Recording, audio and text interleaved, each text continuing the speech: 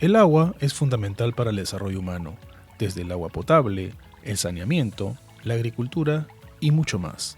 Bienvenidos a Water Stories, un podcast en el que aprenderás todo lo relacionado sobre la buena gerencia de este vital recurso natural por parte de los expertos y científicos del Instituto del Medio Ambiente de Estocolmo.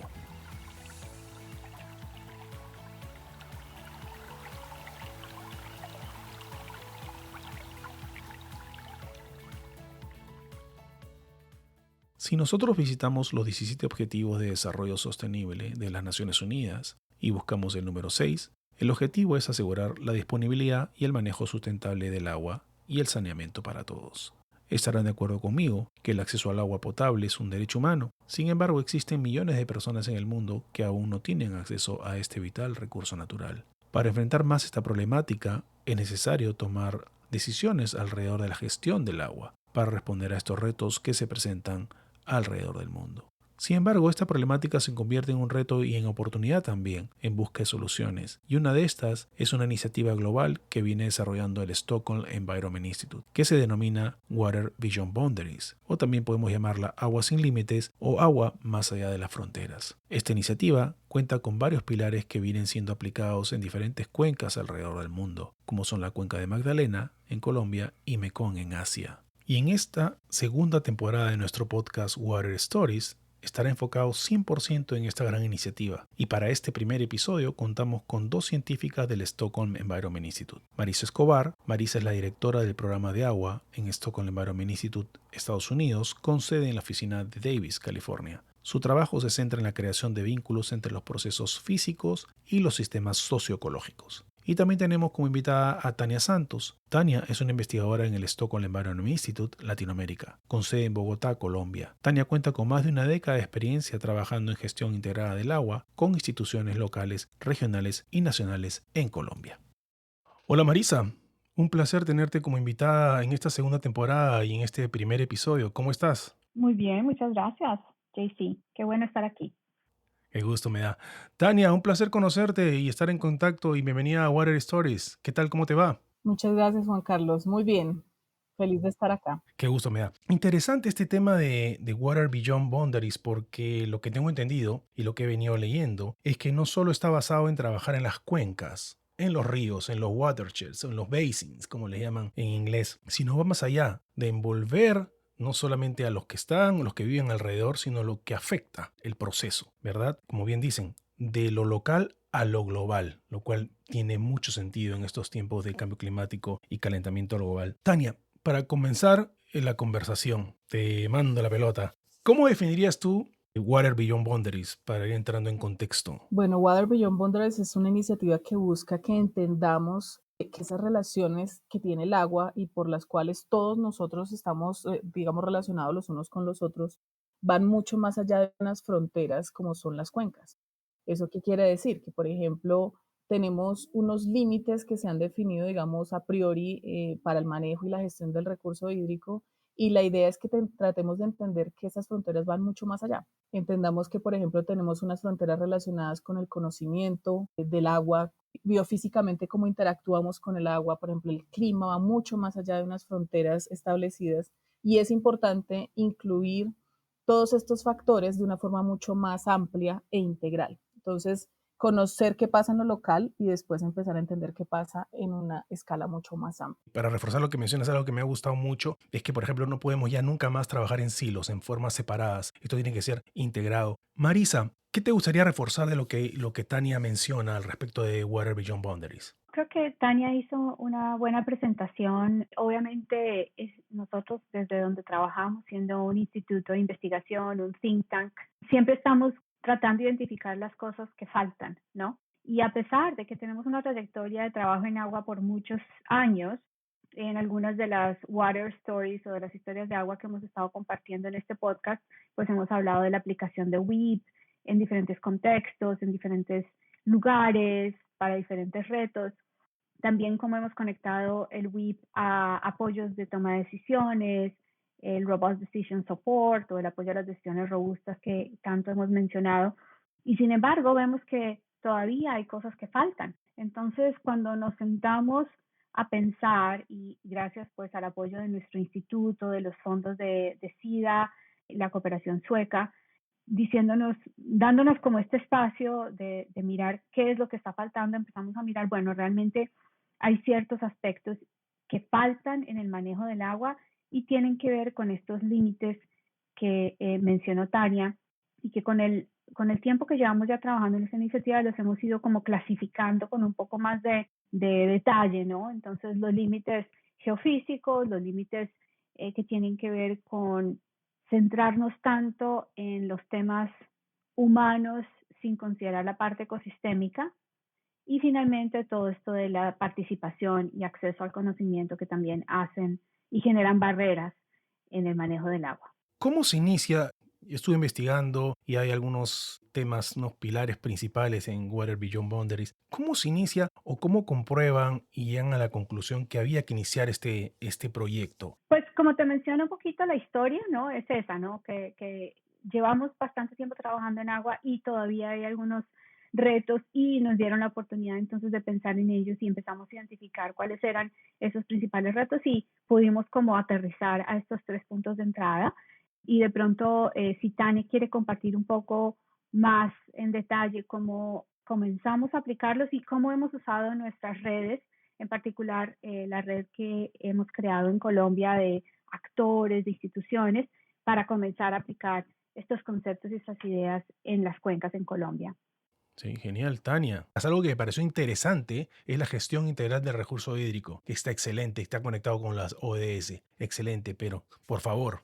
Pues mira, el tema de gestión integral del recurso hídrico está muy relacionado, bueno, hace muchos años, digamos que nos dimos cuenta que manejar, así como tú dijiste hace un rato, manejar el agua solamente pensando que el agua la necesitamos nosotros los humanos para nuestro consumo.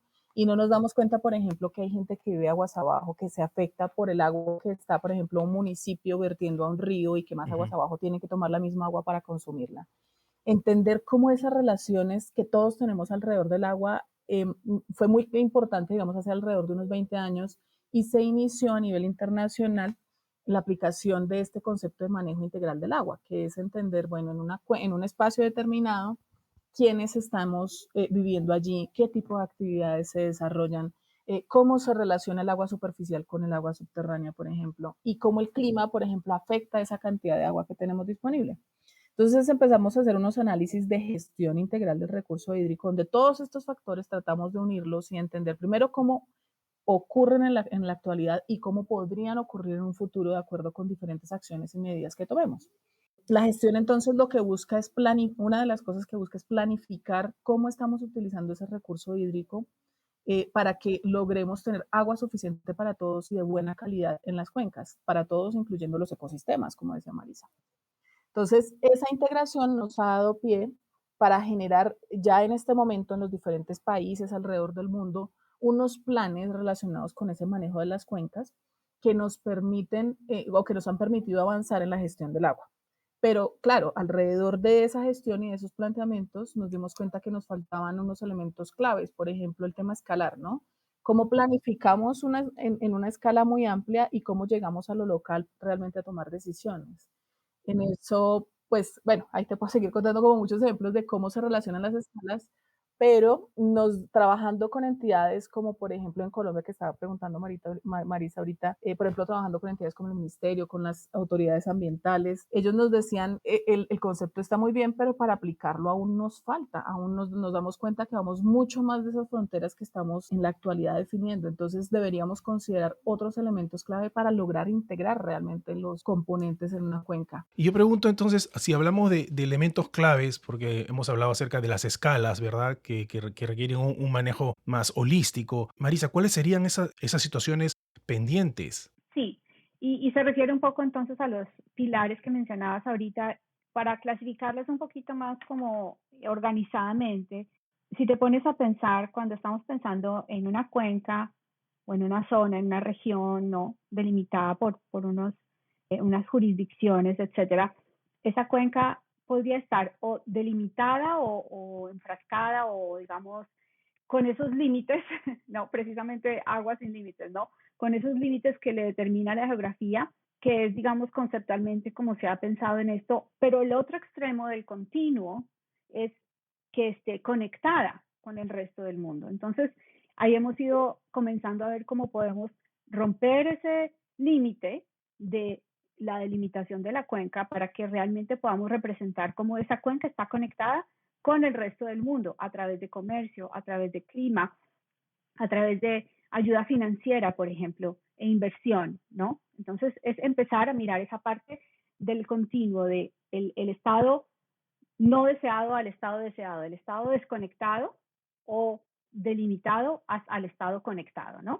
Hay otra categoría, digamos, que es la parte de pensar en los ecosistemas. Entonces, el estado no deseado es cuando la planeación del agua se da completamente pensando solamente en las personas y se ignoran las necesidades de los ecosistemas. Entonces, el estado deseado es que se incorpore esa consideración de los ecosistemas. Entonces, ahí ya estamos moviéndonos desde human-centric o centrado en los humanos hasta centrado en en los los ecosistemas o ecosistemas. incorporando las necesidades de los ecosistemas.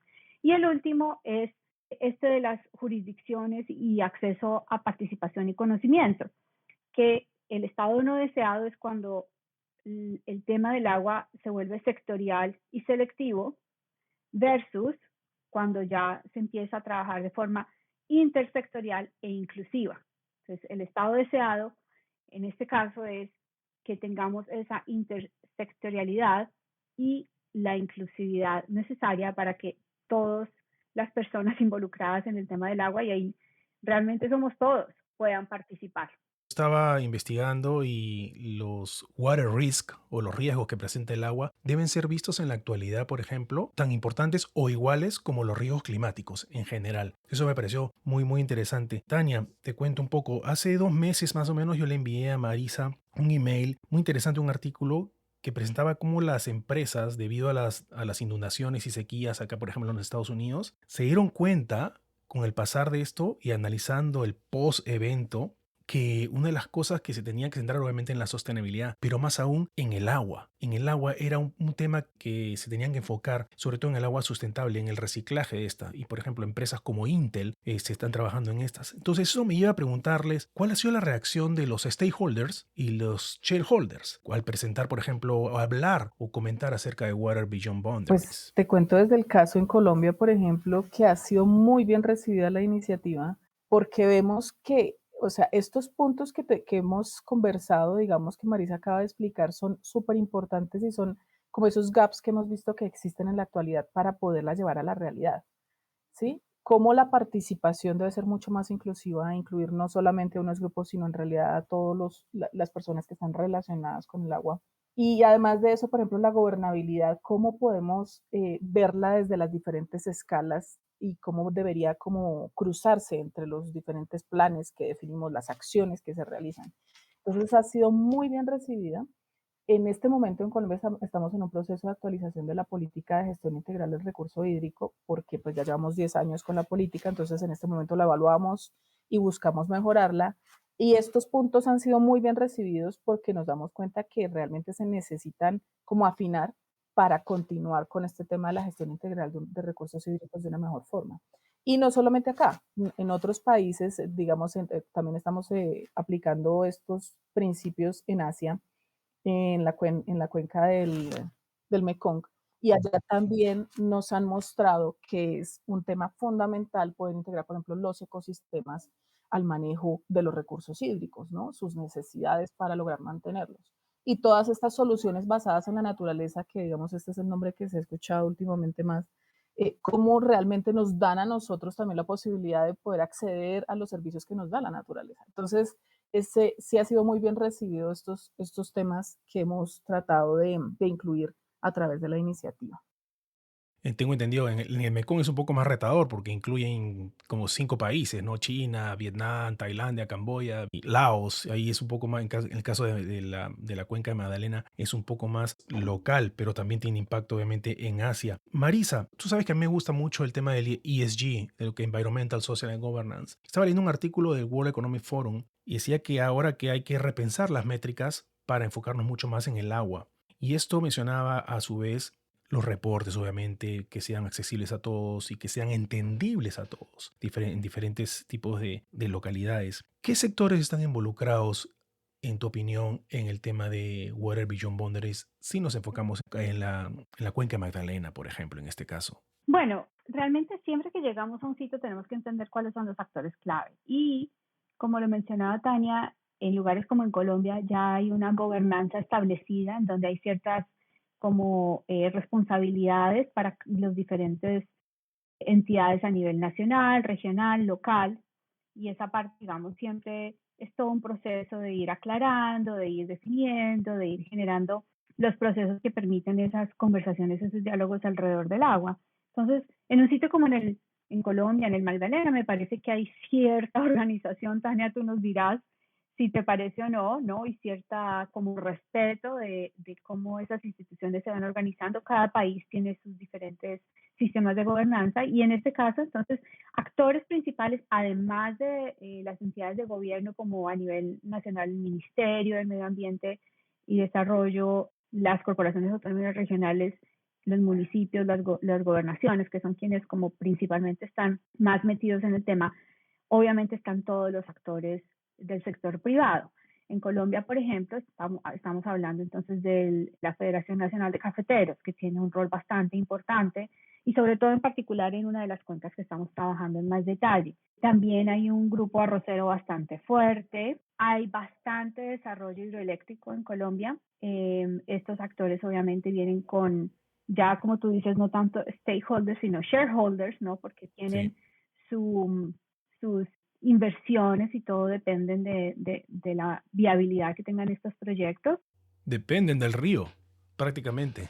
Dependen del río. Y exactamente, depende, correcto, del río, de la geología, de que los actores también estén o no de acuerdo con ciertas de las opciones. Tú sabes, por ejemplo, en términos de hidroelectricidad, pues es bastante controversial por un lado, por otro Ujú. lado ofrece una alternativa limpia, entonces si se puede hacer y cómo se puede hacer, realmente ahí es donde estamos nosotros tratando de dar la mejor información posible para dar esas alternativas viables y cuando se haga o como se haga o que el proceso mismo tenga esta inclusión, tenga estas consideraciones de lo que está sucediendo más allá de lo que se ve en el pedacito donde se está analizando un proyecto en particular y que tenga esta consideración de la participación de los actores. Entonces, por eso es que nuestros pilares y por nuestras ideas se enfocan tanto y tratan de traer este discurso y esta agenda de trabajo, ¿no?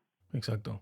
Todo esto, si lo traemos a la mesa, estos pilares, ¿verdad? Podemos hacer un switch en muchos sistemas para el bienestar de todos los que están alrededor de la cuenca. Ahora que tú has mencionado agendas, las ODS son una agenda muy clara, que están ligadas a la Agenda 2030 definitivamente. Y algo que me gusta mucho que está ligado al Water Beyond Boundaries es que serán relevantes, realistas, rigurosas. ¿Cuáles son estas maneras de actuar que presenta Water Beyond Boundaries? Creo que va cambiar el mindset. Eso es mi conclusión. ¿Qué opinas tú, Tania? Pues yo creo que sí, digamos que el concepto que se incluye en Water Beyond Boundaries es fundamental para la forma como iniciamos nosotros el tema de planificación en cuencas. O sea, la planificación se inicia definiendo una cuenca y sobre esa cuenca se hace todos los análisis, digamos que estamos hablando de manejo integral. En cambio, aquí estamos diciendo un poco, no lo mires solo en la cuenca, sino ve un poco más allá. ¿Qué tipo de relaciones existen externas que realmente afectan los recursos en una cuenca en particular?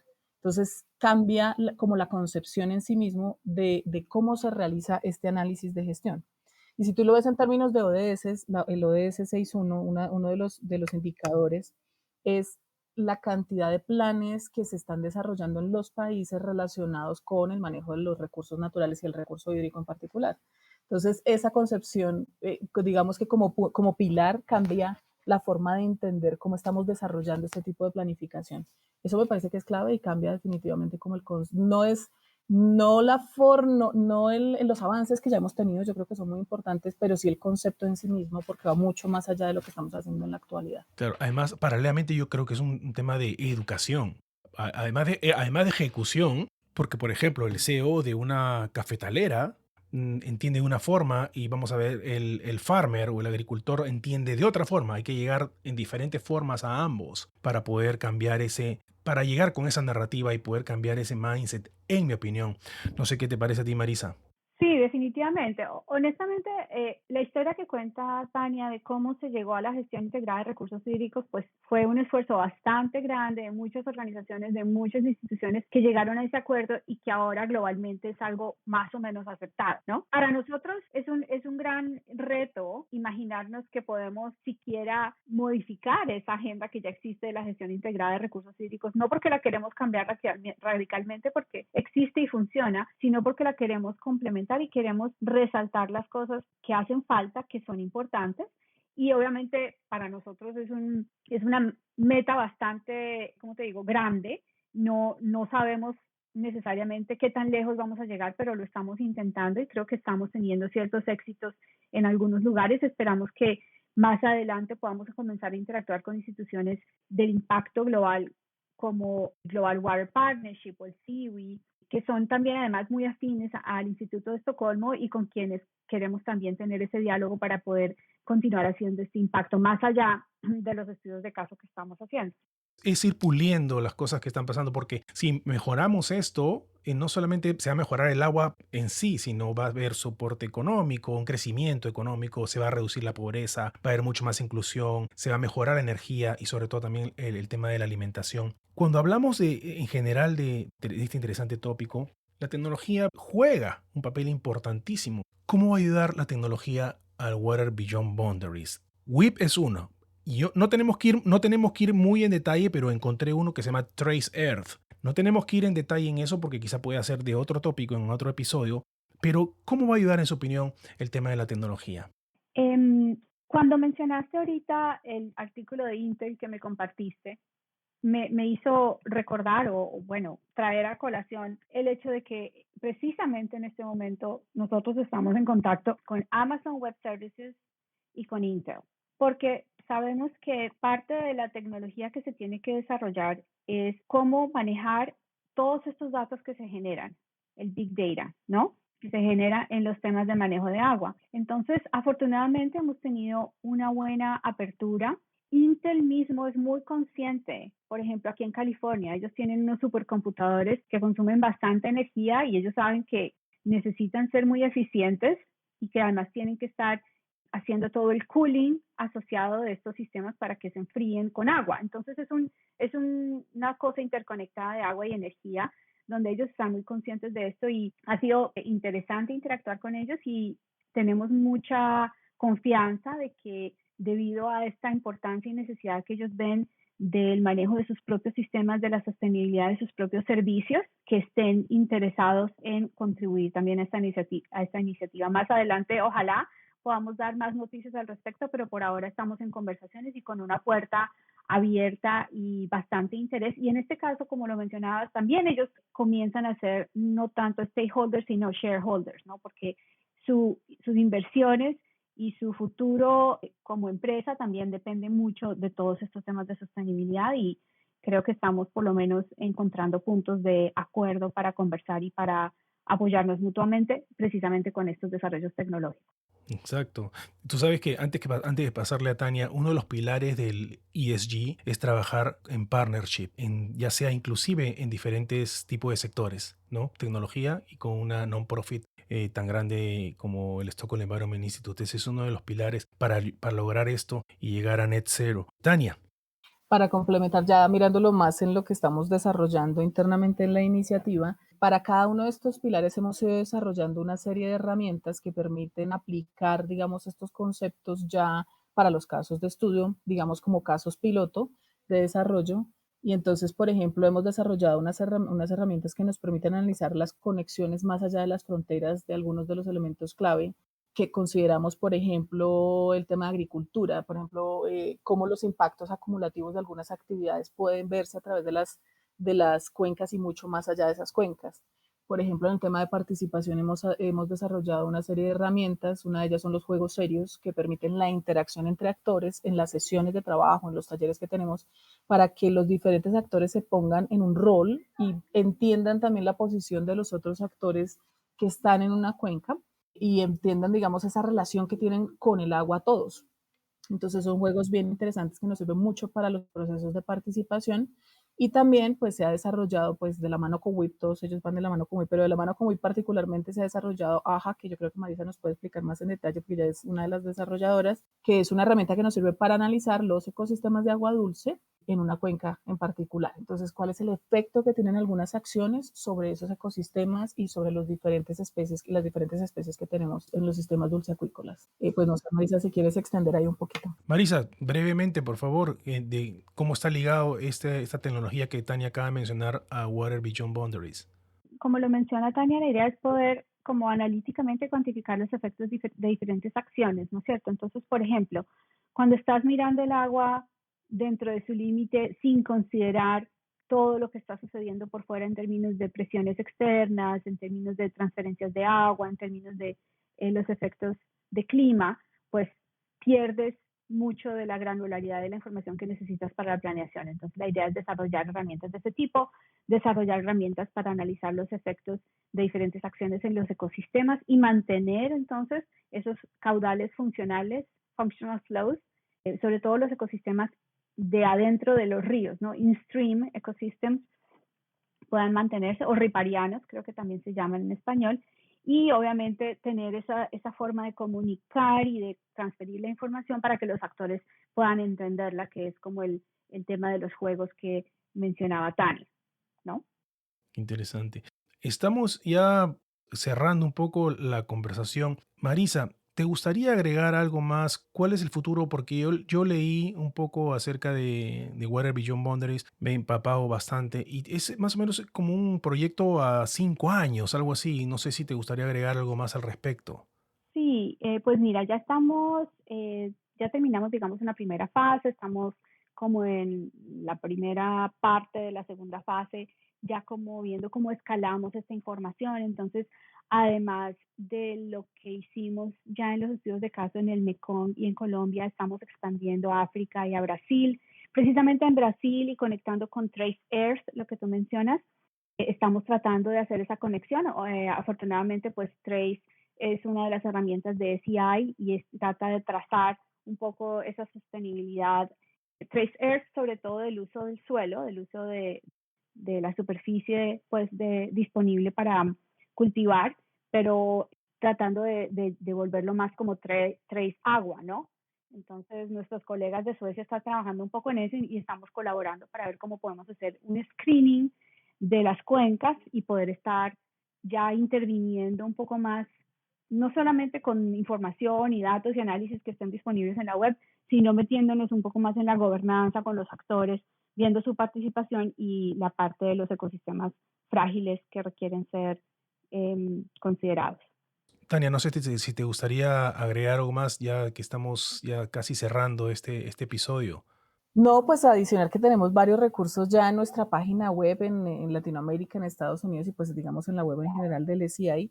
Si quieren consultarlos y también consultarnos a nosotros por correo electrónico, con mucho gusto podemos expandir la información y esperamos pues seguir y lograr impactar un poquito más todo este tema de la gestión integral del agua de acá a los 2, 3 años más que estamos planificando tener nuestra iniciativa funcionando. Yo estoy seguro que sí. Yo quería cerrar con esto y yo acabo de terminar de leer un libro que recomiendo que se llama Net Positive, que está escrito por el ex CEO de Unilever, Paul Polman. Y en el libro menciona algo bien interesante.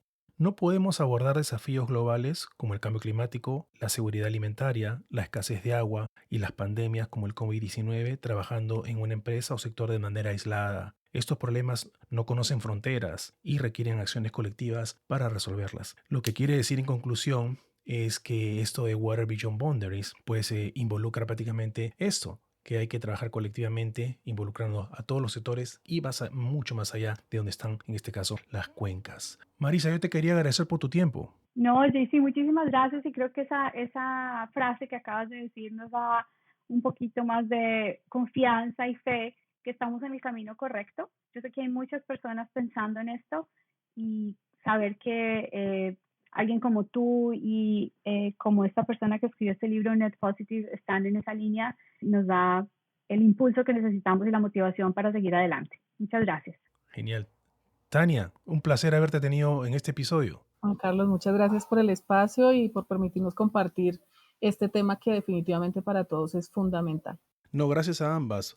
A nuestros oyentes, no se olviden de seguir nuestro podcast Water Stories en Spotify, Apple Podcasts, Google Podcasts. También lo pueden encontrar en Alexa, Amazon Music. Estén atentos para el segundo episodio de esta segunda temporada de Water Stories.